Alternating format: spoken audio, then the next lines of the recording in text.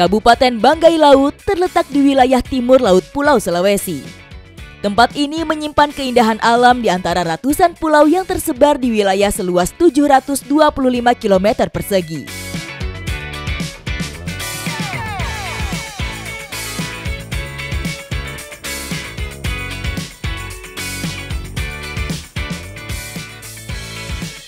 Tujuan saya kali ini adalah Desa Buang-Buang, Kecamatan Bokan, Kepulauan yang berjarak 3 jam dengan speedboat dari ibu kota Banggai.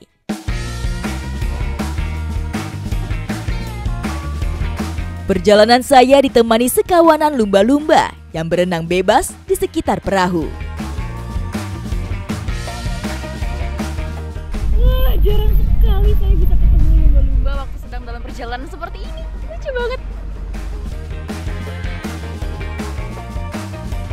Hewan mamalia ini sering melakukan bow riding atau berenang memanfaatkan gelombang kapal untuk sekedar menghemat tenaga.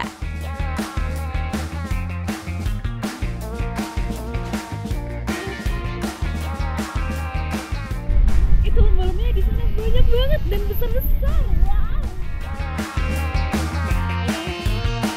Desa Buang-Buang merupakan salah satu pulau terluar di Kabupaten Banggai Laut. Dikelilingi laut biru, desa ini memiliki landscape yang sangat menakjubkan.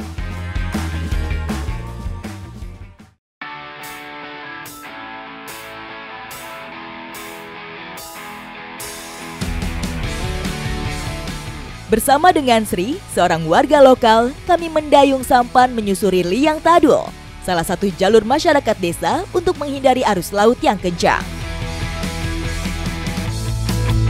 Jalur yang kami lewati berkelok dibatasi gugusan pulau, seperti sungai yang memanjang dari lautan.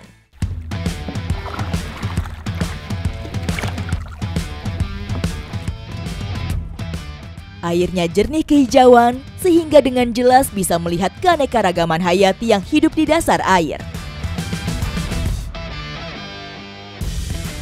Tidak perlu menyelam, saya sudah bisa melihat keindahan terumbu karang dan juga pasir putih dari atas sampan sini. Bagus banget ya, Sri ya? Ya.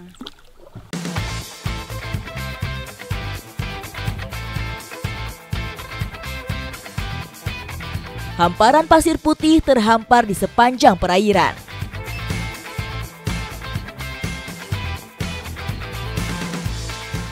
Bintang laut biru adalah hiasan sekaligus berperan penting sebagai scavenger, yaitu penghancur jaringan hewan yang sudah mati dan menjaga perairan di sini tetap bersih. Ih, warnanya cantik banget ya? Iya. Soft coral di sini bagus sekali dan warnanya cantik. Terus kelihatan jelas banget dari atas ini.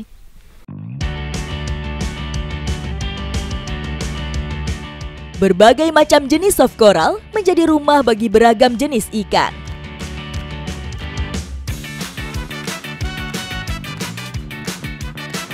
Salah satunya ikan endemik yang hanya bisa ditemukan di daerah Sulawesi, yaitu capungan Banggai atau Banggai cardinal fish.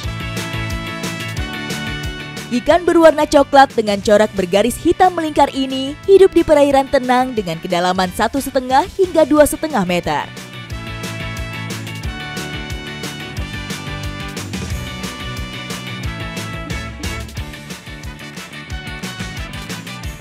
Tempat ini juga sudah bisa disebut taman laut karena keberagaman keindahan bawah lautnya yang luar biasa.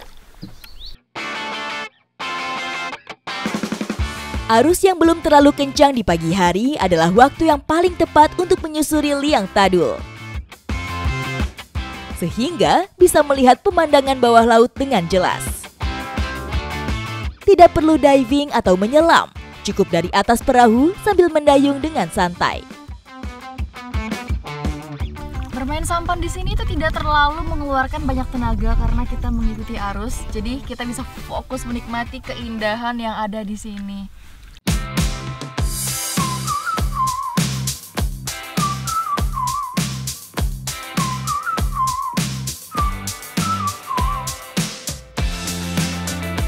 Menikmati keindahan di sini dengan bermain sampan seperti ini tuh menenangkan dan rileks sekali. Hembusan anginnya dan juga pemandangan di sini luar biasa.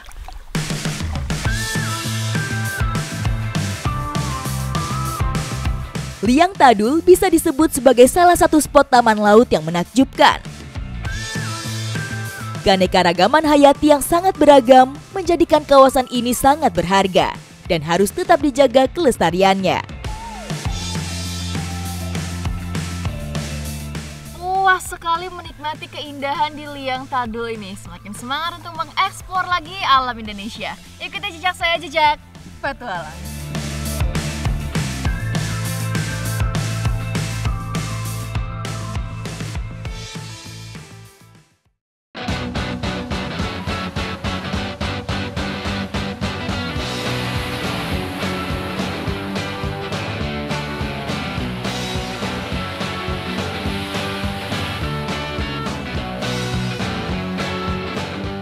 Banggai Laut, kabupaten seluas 725 km persegi ini memiliki ratusan pulau dengan pesonanya masing-masing.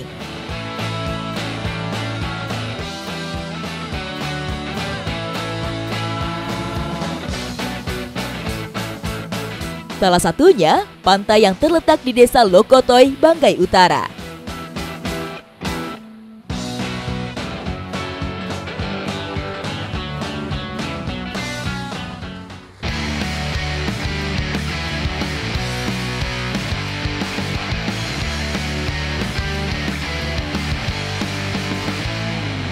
Meski cuaca panas, tapi angin laut yang menerpa cukup memberi kesejukan pada raga.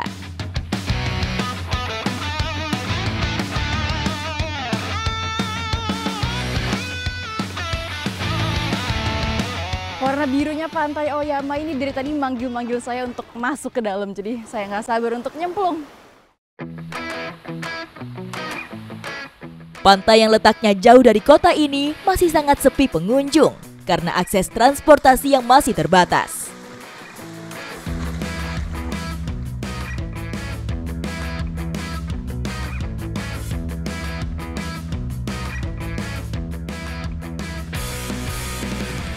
Airnya bening dan jernih sekali, saya bisa ngelihat dasarnya dan juga ditambah dengan pemandangan pasir putih di sepanjang pantai ini. Benar-benar menenangkan, berasa kayak lagi liburan di pulau pribadi. Tidak hanya airnya yang jernih, pasir putih di pantai ini juga berbeda.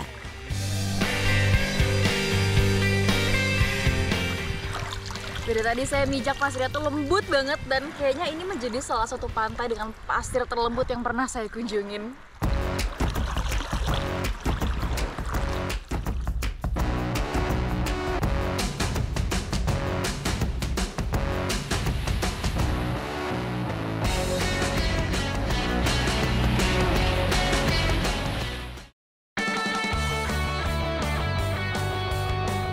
Selain memiliki landscape yang menakjubkan, Pantai Oyama juga menjadi habitat beragam biota laut.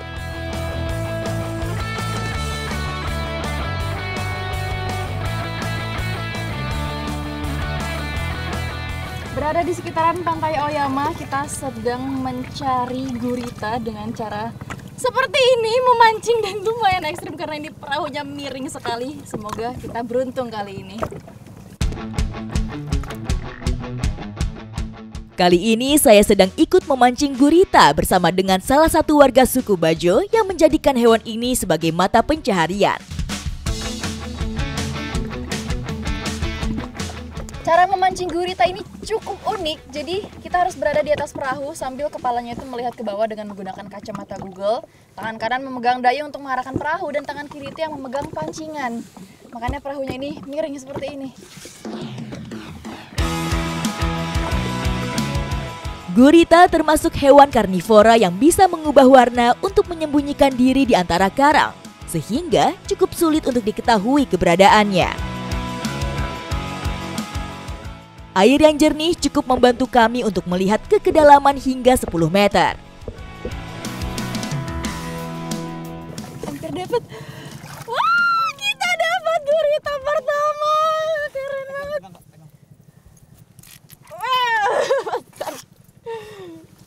Ini dia gurita pertama kita. Tidak terlalu besar tapi kita lumayan beruntung ya. Nggak sabar nih. Ayo kita pancing lagi, Bang. Saya harus berhati-hati memegangnya karena gurita yang merasa terancam akan menyemburkan tinta andalannya. Ini memang salah satu bentuk pertahanannya gurita ya. Jadi dia langsung mengeluarkan tinta hitam seperti ini. Kenceng banget tadi tentakel ya.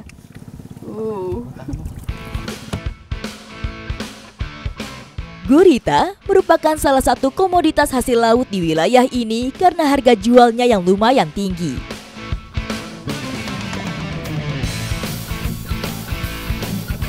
Saat puncak musim gurita antara bulan Desember sampai dengan Maret, seorang nelayan bisa mendapatkan hingga 20 ekor dalam sehari. Kita dapat lagi ini gurita yang kedua. Ukurannya sama dan cepet banget ini larinya. Karena cara mencarinya itu seperti ini dan membuat perahunya sangat miring, jadi saya harus berusaha untuk menyeimbangkan perahu ini. Karena kalau saya ikutan mencari, itu yang ada kebalik ini perahunya. Posisi pemancing bertumpu pada satu sisi perahu hingga miring menyentuh air. Karenanya kami harus bergiliran memancing supaya perahu tidak terbalik. Saya penasaran sekali nih, sensasi mencari gurita dengan cara memancing, jadi saya mau langsung cobain. Umpan gurita dibuat sendiri oleh nelayan, sehingga mempunyai ciri khas masing-masing.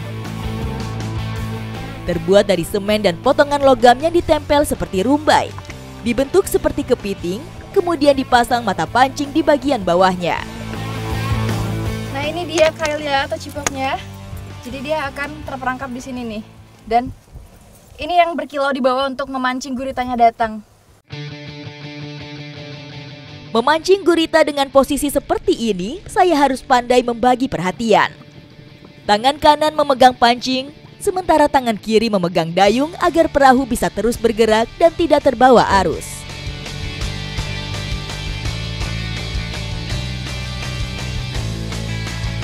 Ternyata lumayan susah, di bawah itu banyak bebatuan gitu, jadi nyangkut dan ini harus selalu digerakin.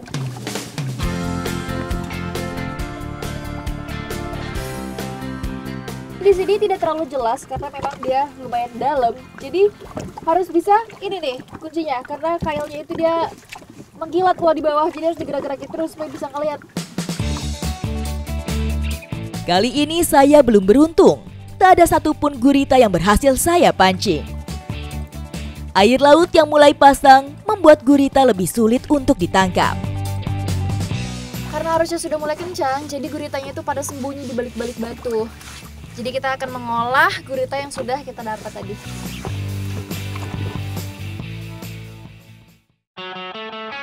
Pantai yang terletak tak jauh dari desa Popisi menjadi pilihan kami untuk bersandar.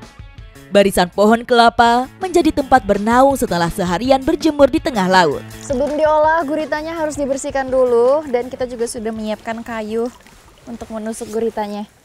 Ini cara bersihin, tinggal dibalik aja kepalanya. Tak perlu bumbu untuk mengolahnya, cukup hanya dibakar di atas perapian. Gurita kami pasang di kayu dan dililitkan memutar agar matang merata.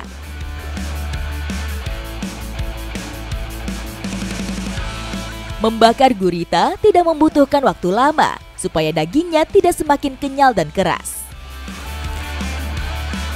Warnanya sudah berubah kemerahan, artinya guritanya sudah mau matang. Dikit lagi nih abang ya.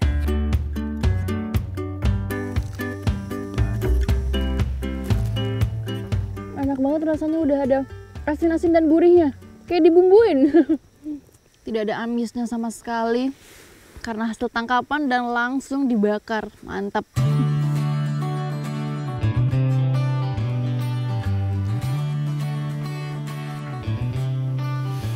Semua lelah saya mulai dari mencari gurita terbayarkan dengan rasanya yang nikmat sekali ini. Tenaga sudah kembali terisi penuh, waktunya untuk melanjutkan petualangan saya. Ikuti jejak saya, jejak petualang.